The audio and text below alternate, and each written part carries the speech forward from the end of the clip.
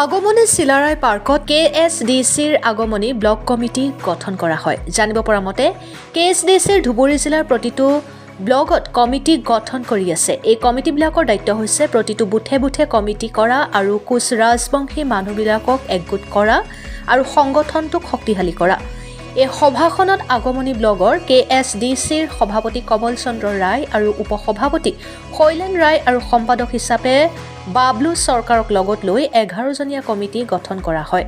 এই 11জনকে শপতনামা বাক্য পাঠ কৰোৱা হয়। এই শপতনামা বাক্য পাঠ কৰাই KSDCৰ জিলা সভাপতি তাৰিণী চন্দ্ৰ মণ্ডলে। এই সভাখনত অতিথি হিচাপে উপস্থিত থাকে Tarini Chandra Mandal, AGS Dipak Roy, organize secretary মাছাগুডা Koch, AO secretary Shantanu Mohan Roy, finance secretary Indrajit Roy, CO ordinator উন্নিক কিশোৰ ৰায় আদি উপস্থিত থাকি সভাখন সম্পূৰ্ণ কৰে। আগমনীৰ পৰা বিজু ৰয়ৰ ৰিপৰ্ট, অৰুণোদয় আছাম। আজি আপোনালোকে ইয়াতে একগোট হোৱাৰ কাৰণটো কি আছে?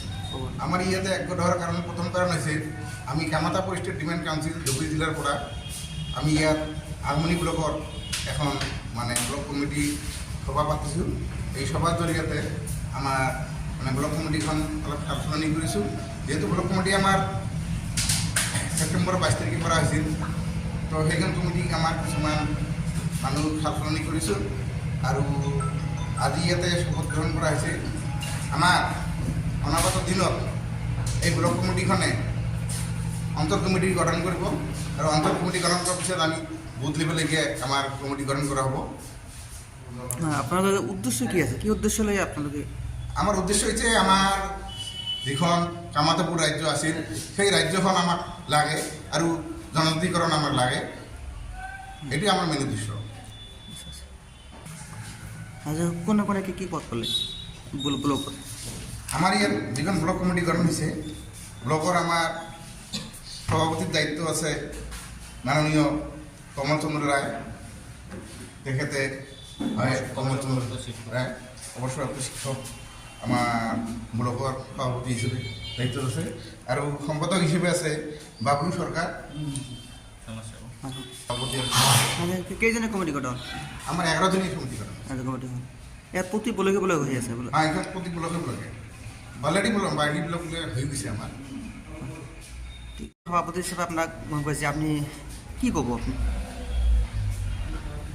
মই ক'বলগীয়া এইখিনি, যিহেতু আমাৰ ইয়াৰ আগত কামতাপুৰ ৰাজ্য আছিল আৰু বিগত বহুত বছৰৰ পৰা আমি আন্দোলন কৰিয়ে আছোঁ কামতাপুৰ আৰু STৰ কাৰণে। এইবেলি আমি অলপ আন্দোলনটো অলপ বেলেগ ধৰণৰ। যেনেকুৱা আগত আমাৰ সংগঠনবিলাকৰ আমাৰ বুথ কমিটি নাছিল, এইবেলি আমি বুথ কমিটিৰ পৰা একদম আঞ্চলিক পৰা ব্লকৰ পৰা আমি জিলালৈকে কমিটি গঠন হৈ আছে। আমাৰ 2-4জন বাকী আছে।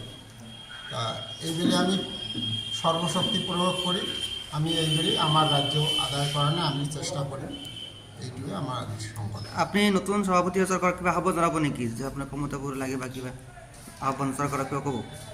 নিশ্চয়, চৰকাৰক নকলে আৰু কেনেকৈ আমি ৰাজ্য পাম? কি ক'ব চৰকাৰ? কি ক'ব চৰকাৰ? চৰকাৰক কি ক'ব?